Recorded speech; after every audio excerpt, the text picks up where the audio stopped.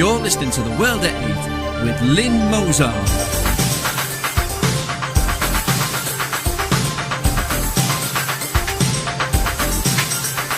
The World at 8, the number one in nationalist news.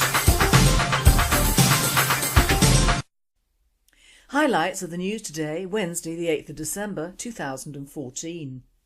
Big Brother Channel 5 rebukes Holyfield for homosexuality in unnatural comments. Would-be suicide bomber amongst 7 dangerous Al-Qaeda suspects to be freed from curfew within days.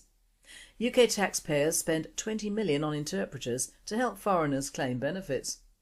Spain No Pants Day. Czech officials, explosion from illegal Palestinian weapons cache, possible tip of the iceberg of Europe weapons smuggling ring. Light skin in Europeans stems from one 10,000-year-old ancestor who lived between India and the Middle East, claims study. Australia's Tony Abbott deploys Navy to push back boats to Indonesian waters. Obama's political agenda backfires, gun sales in 2013 smash all records. Missouri snow found to contain radiation, double normal amount. Thought for the day, racism. It'll never die out, it comes in all colours, but is it the road to hell we think? And finally, not funny, but very odd. UK News. Big Brother Channel 5 rebukes Holyfield for homosexuality is unnatural comments. The censoring of Evander Holyfield shows how intolerant modern Britain is becoming. It's official, you are no longer allowed to express old-fashioned religious views on British TV. You'll certainly be censored for doing so and will be warned never to repeat your wicked words. This is the take-home lesson of the Evander Holyfield controversy. Holyfield, a former heavyweight boxing champ, is currently on Celebrity Big Brother on Channel 5. On Saturday night, in a chat with a fellow contestant, he expressed his Bible-informed belief that homosexuality is not natural. The Bible lets you know there's wrong, there's right, he said. And from his reading of the Bible he has deduced that homosexuality ain't normal. He also expressed the view held by some Christian groups that homosexuality can be fixed through some kind of therapeutic intervention. Are his views outdated? Absolutely. Are they wrong? I believe so, and many others will too. Are they offensive? To some I'm sure they were. But should Holyfield and anyone else who is invited onto TV precisely to express him or herself and to be real be allowed to give voice to such moral beliefs? I think they should. Channel 5 takes a very different view. Shortly after he made his comments, Holyfield was hauled into the diary room and told by Big Brother, that is one of the producers of the show, that he used unacceptable language. What they meant was that he expressed an unacceptable idea. He had not used the Q word or the F word to refer to gay people, he had simply expressed an idea, his inner belief that homosexuality was wrong. He was told that the expression of such views would not be tolerated. You expressed the view that being gay was not normal and could be fixed, said Big Brother. While Big Brother realises that these are the views you hold, they are not the views held by many people in society, and expressing these views will be seen as offensive to many people. This is extraordinary. What Channel 5 is effectively saying is that it's okay for Holyfield to possess very outdated views about gay people, but he is not allowed to express them because they're not shared by many people in society. So what? Are we now only permitted to express views that chime with the mainstream outlook? Are no minority opinions, whether they come from Christians or commies or 9/11 truthers, allowed even on a TV show that prides itself on capturing real life and interactions? Whatever happened to that great liberal John Stuart Mill's insistence that, if all mankind minus one were of one opinion and only one person were of the contrary opinion, mankind would be no more justified in silencing that one person than he would be justifying in silencing mankind? Singer Boy George has even suggested that post-Holyfield there should be a huge sign at customs saying, "Welcome to Britain, racism, sexism, homophobia and bad hair are not tolerated." The remainder can be found at Brendan O'Neill's blog on the telegraph.co.uk website. Would-be suicide bomber amongst 7 dangerous Al-Qaeda suspects to be freed from curfew within days. 7 dangerous Al-Qaeda suspects are to be freed from government curfews and able to walk the streets within days, it has emerged. The men, some of whom are suspected of plotting to kill thousands on transatlantic airliners, will no longer be bound by electronic tags or curfew restrictions after the terrorism prevention orders are lifted. The measures were introduced in 2012 to replace Labour government rules which, according to the Liberal Democrats, undermined the suspects' human rights. However, they only last 2 years unless the government can prove the suspects have engaged in new terrorist-related activity. World date, I'd give 'em human rights alright. Bomb and chain and a prayer mat. UK taxpayers spent 20 million on interpreters to help foreigners claim benefits. The taxpayer has spent £20 million in 4 years on translators for foreigners on benefits, it emerged today. The Department for Work and Pensions said most money was spent on interpreters for people from Poland, Slovakia and the Czech Republic. There are fears that the bill will rise after restrictions on migrants from Romania and Bulgaria were lifted at the start of this month. In 2010 the bill came to 6,751,551, falling to 4,768,619 in 2011 and 4,118,816 in 2012. But it's on the up again, hitting £4,164,624 from January to November, latest figures show. It means that in the last 4 years the total cost is £19,803,610. There are around 645,000 Poles living in the UK, 60,000 Slovakians and around 40,000 people from the Czech Republic. World date. What is the cost of the millions of migrants from Asia and Africa who have been here years? Haven't they had interpreters as well? European news. Spain no pants day. Madrid metro commuters hoping to break away from mundane daily travel can let loose today by taking part in an event which is sure to raise a few eyebrows if not pulses.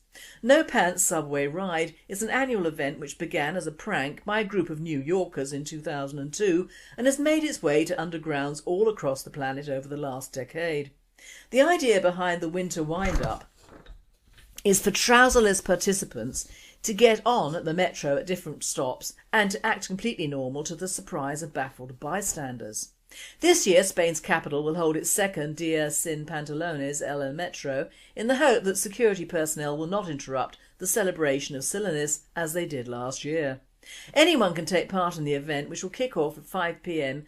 in Madrid's Chamartin metro station in the north of the city. The only requirement is not to wear offensive underwear such as thongs or very tight briefs, organisers say. World date. Oh God help us. When the Spanish are not torturing bulls or throwing goats off towers, they're revealing all. Hope the wind really kicks up for them. Or of course lots of snowballs. Czech officials' explosion from illegal Palestinian weapons cache, possible tip of iceberg of Europe weapons smuggling ring. A weapons cache that exploded inside a locked safe at the site of the future Palestinian Authority embassy in Prague was entirely unregistered, and the illegal cache may just be the tip of the iceberg of a Europe-wide weapons smuggling ring, according to Czech officials. The source is made by the allegation to interviews with Czech language Alcatain.cz, which were translated by the Elder of Zion blog. Speaking on condition of anonymity, a Czech anti-terrorism official pointed out the possibility that the Palestinian embassy in Prague could have served as a transit point to freely ship firearms to any of the 26 countries within the Schengen area, allowing passport-free movement within the EU. General Jiří Sadivý, former Czech Army Chief of Staff and NATO Assistant Secretary General for Defence Policy and Planning, now head the Security Studies section at Prague's Severo Institute, said maybe the affair in question involves a well-organised weapons and explosive distribution network, including the weapon's further recipients. I'm horrified. This is not only a blatant violation of diplomatic norms and habits, but also of security rules relating to keep such an arsenal that also implies the tragic death of Ambassador Jamal al-Jamal, said Sadivý, adding that similar arms arsenals may also be secretly kept at other Palestinian embassies in Europe and overseas. In my opinion, this is very probable. The Prague blast, which occurred by sheer coincidence, may have uncovered something incredible, on the verge of monstrosity, Sadivý said. From the beginning it has not been a mere minor local scandal that would be soon over, but an incident of international dimensions, he said, adding Palestinian Authority representatives have played theatre with the investigation into the case so far. World date. We could have told you Europeans that these people don't just build mosques in our countries, they also do other nefarious things. Plotting is just one. Light skin in Europeans stems from one 10,000-year-old ancestor who lived between India and the Middle East, claims study. This is according to a new US study that claims the colour is due to an ancient ancestor who lived somewhere between the Middle East and the Indian subcontinent. Scientists made the discovery after identifying a key gene that contributes to lighter skin colour in Europeans. Previous studies suggested that Europeans today largely descended from Middle Eastern farmers. World at 8. So there's no life at all north of the Gaza Strip then, I suppose. We were all supposed to come out of Africa, so now it's been modified to the Middle East. My belief is that there were different tribes all over the world and all crawled out of the slime, except for us Christians and the Jews of course, who were all created in God's image. So there. World news. Australia's Tony Abbott deploys Navy to push boats back to Indonesian waters. Indonesian sources said 2 boats carrying groups of about 45 Middle Eastern and North African asylum seekers were pushed back into Indonesian territory by the Australian Navy. Mr Abbott, elected last year after running the hardline pledge to stop boats, would not confirm the instance. The move could further strain relations with Indonesia, which had been damaged in recent weeks by revelations that Australian spies targeted Susilo Bambang Yudhoyono, the Indonesian president, and his wife. Following the revelations, Indonesia said it would stop cooperating with Australia in stemming the flow of asylum seekers. In the past 6 years, more than 50,000 have attempted the perilous voyage in rickety boats from Indonesian transit camps to Australian waters. More than 1,000 are believed to have drowned. Indonesia's Foreign Minister Marty Natalegawa said Jakarta firmly rejected any policies that resemble the pushing back the boat. Such policy is not actually conducive to a comprehensive solution to the issue, he said. The Abbott government has taken a tough stance towards asylum seekers, including detaining all arrivals by boat in detention centres on remote Pacific islands. World at 8. Of course it isn't conducive for these countries to have their poor returned home so quickly. Keep pushing them back, Tony, old mate. We should have done the same years ago. Obama's political agenda backfires. Gun sales in 2013 smash all records. An armed citizenry is vital for liberty to flourish. 1 year ago this month, President Obama announced that radical gun control was the top of his agenda for his second term.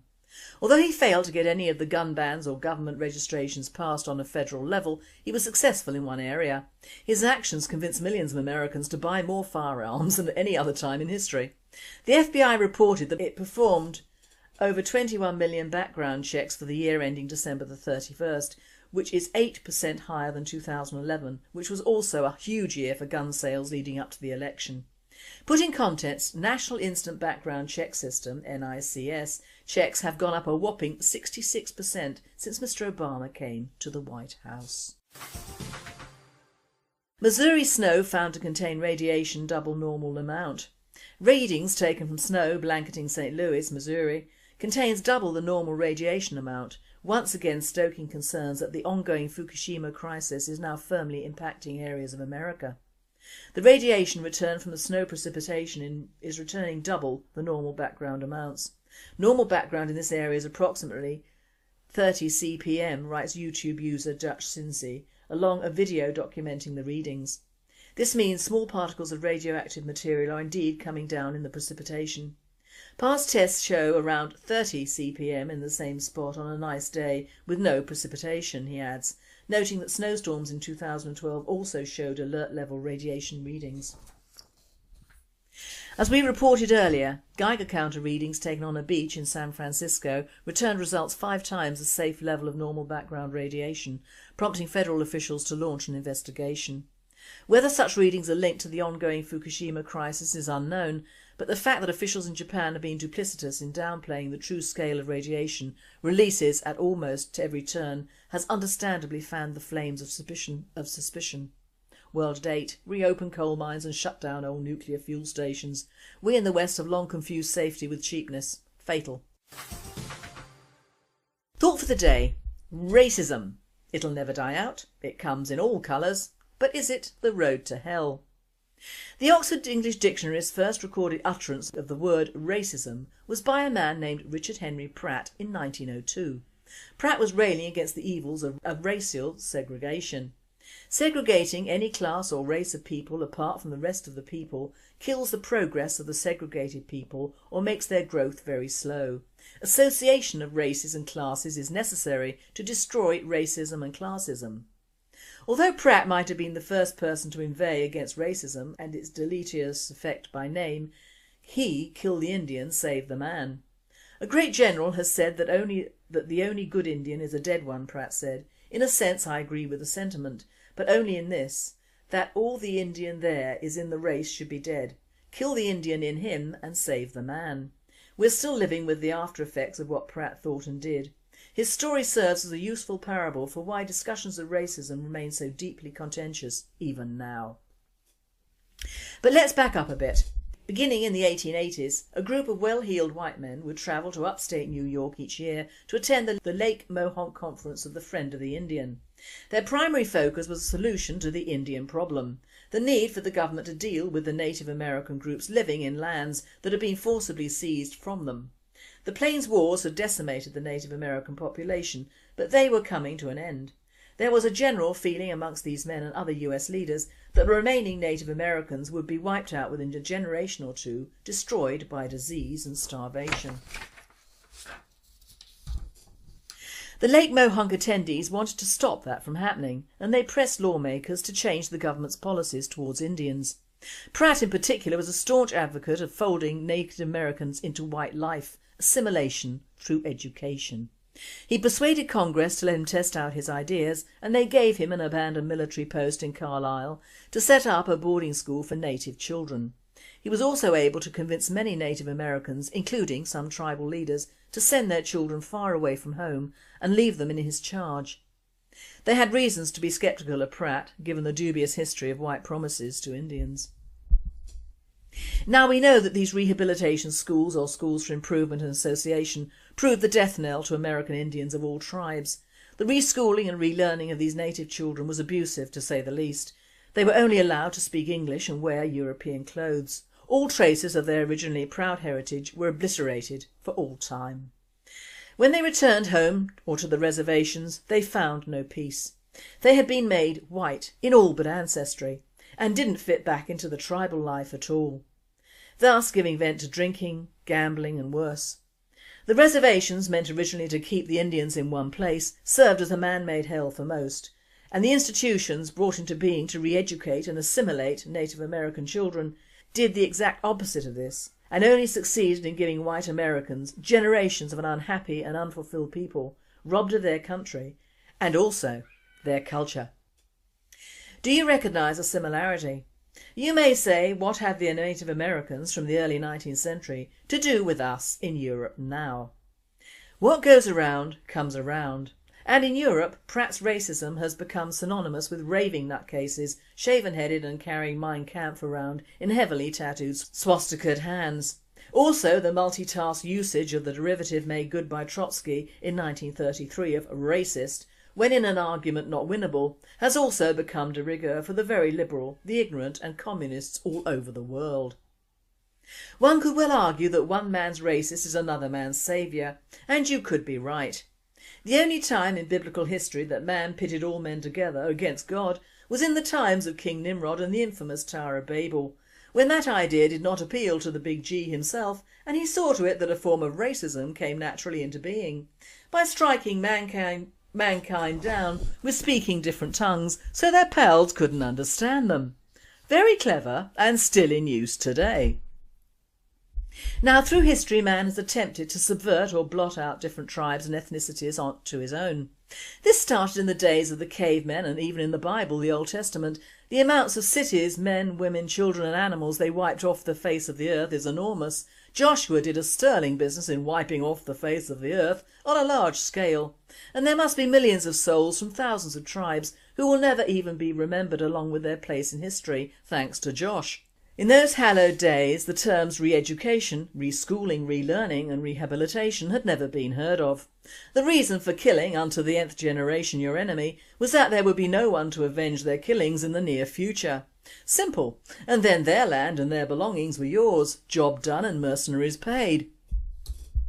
Amongst the more recent peoples who have wiped other tribes off the face of the earth, or rather tried to, On or near Europe were the Romans and the Picts and the Celts, Turks and the Armenians, all of Europe at one time or another has had a go at this, the Italians and the Abyssinians, the Germans and everything non-German, the Japanese and the Chinese, the Red Chinese and the Chinese, the Muslims versus everything non-Muslim, and on and on and on.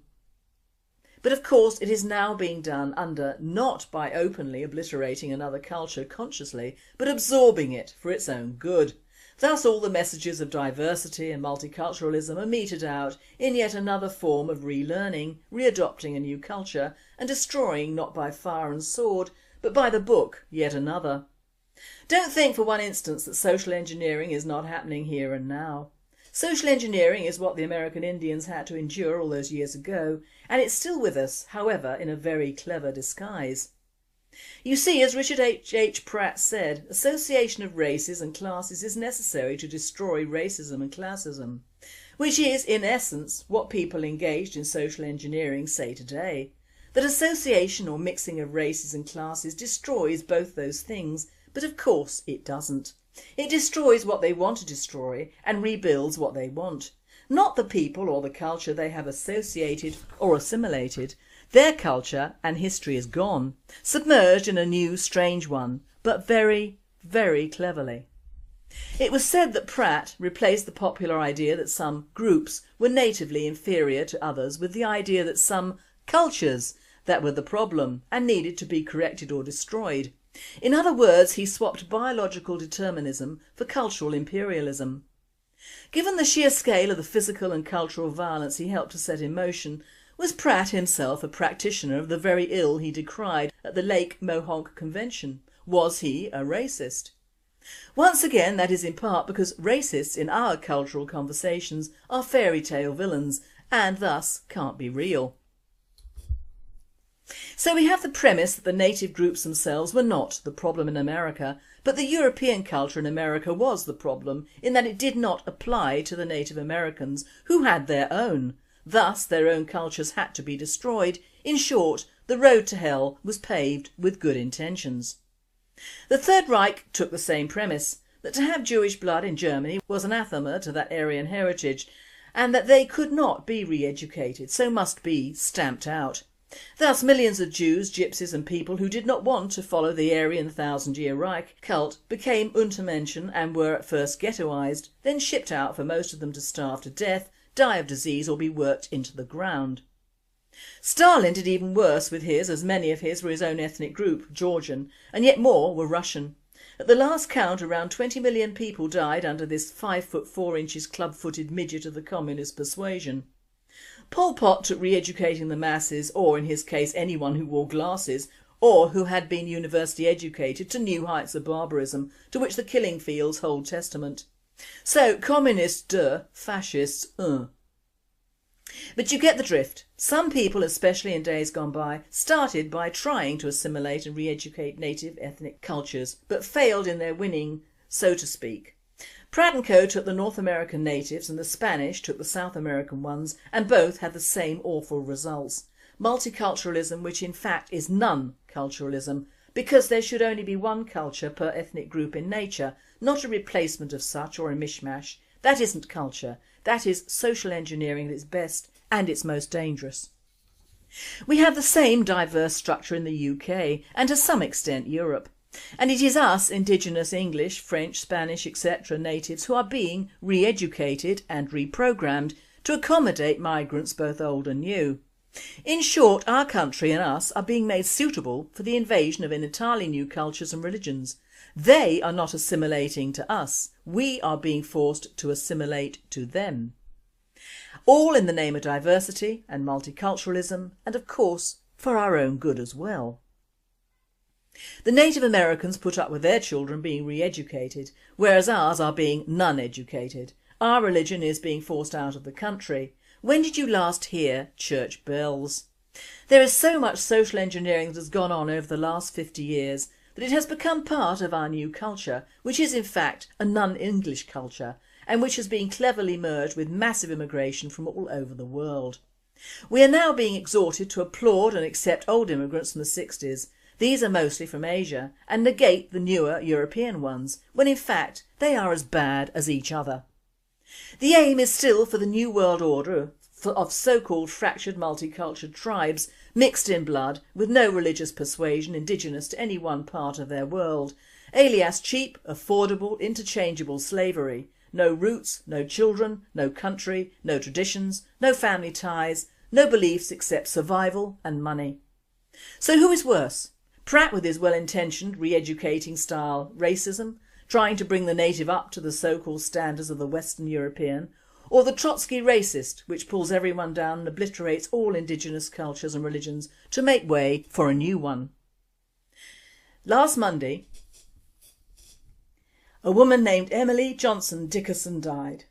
She was the last person in the world who spoke only the Chickasaw language. That's a reality interlaced with the difficult legacy of Richard Henry Pratt. In the centuries since Pratt used the word racism, the term has become an abstraction, but always buried somewhere underneath it are actions with real consequences. Sometimes those outcomes are intended, sometimes they're not. But it's the outcomes, not the intentions, that matter most in the end.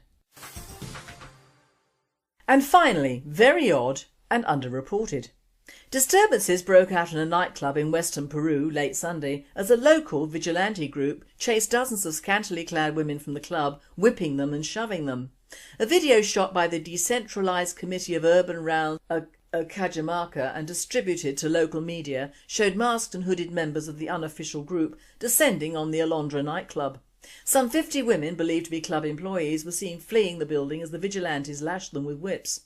The video also showed the group members fighting with men who emerged from the club and forcing club employees to do push-ups. According to local media, the group said it conducts these kinds of operations to eradicate prostitution and crime. This presenter says, "Call me odd, but I've seen this video and all the men are hooded and masked." But this premise of attacking clubs and girls is becoming more prolific, and on trying to find out the religion of these guys, I came across some figures which are interesting. Peru has a concentration of Muslims in the capital of around 1,000. Not a lot, but enough to start trouble. The interesting thing is that on these stats there will be no increase of Muslims in the next 15 years, which is wrong in itself. They always either breed or bring in more of their own. I believe that these attacks on clubs and prostitutes will increase throughout the world, the more Muslims go for migration into these countries. You've been listening to The World at 8. I am Lynn Mozar and I wish you all a very good night. TV, precisely to express him or herself and to be real, be allowed to give voice to such moral beliefs. I think they should. Channel 5 takes a very different view. Shortly after he made his comments, Holyfield was hauled into the diary room and told by Big Brother, that is one of the producers of the show, that he used unacceptable language. What they meant was that he expressed an unacceptable idea. He had not used the Q word or the F word to refer to gay people, he had simply expressed an idea, his inner belief that homosexuality was wrong. He was told that the expression of such views would not be tolerated. "You expressed the view that being gay was not normal and could be fixed," said Big Brother. While Big Brother realises that these are the views you hold, they are not the views held by many people in society, and expressing these views will be seen as offensive to many people. This is extraordinary. In weapons cache, possible tip of the iceberg of Europe's weapons smuggling ring. Light skin in Europeans stems from one 10,000-year-old ancestor who lived between India and the Middle East, claims study. Australia's Tony Abbott deploys Navy to push back boats to Indonesian waters. Obama's political agenda backfires, gun sales in 2013 smash all records. Missouri snow found to contain radiation, double normal amount. Thought for the day, racism. It'll never die out, it comes in all colours, but is it the road to hell we think? And finally, not funny, but very odd. UK News. Big Brother Channel 5 rebukes Holyfield for homosexuality is unnatural comments. The censoring of Evander Holyfield shows how intolerant modern Britain is becoming. It's official, you are no longer...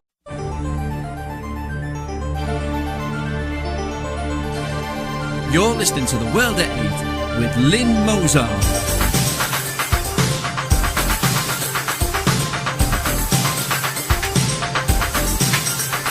The World at 8, the number one in nationalist news.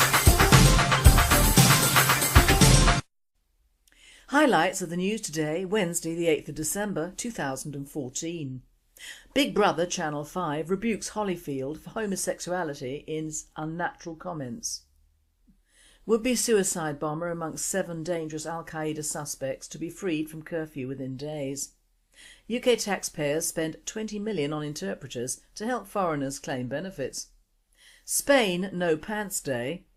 Czech officials explosion from illegal Palestinians were allowed to express old-fashioned religious views on British TV.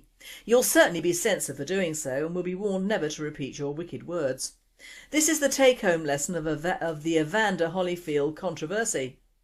Holyfield, a former heavyweight boxing champ, is currently on Celebrity Big Brother on Channel 5. On Saturday night, in a chat with a fellow contestant, he expressed his Bible-informed belief that homosexuality is not natural. "The Bible lets you know there's wrong, there's right," he said.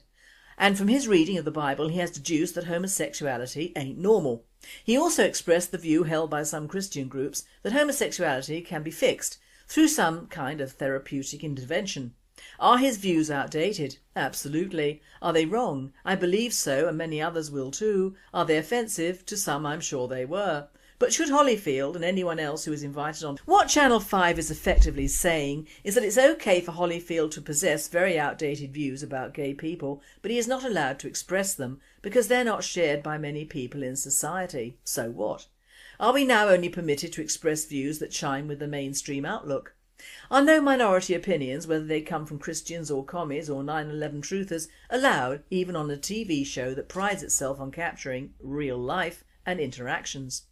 Whatever happened to that great liberal John Stuart Mill's insistence that, if all mankind minus one were of one opinion and only one person were of the contrary opinion, mankind would be no more justified in silencing that one person than he would be justifying in silencing mankind?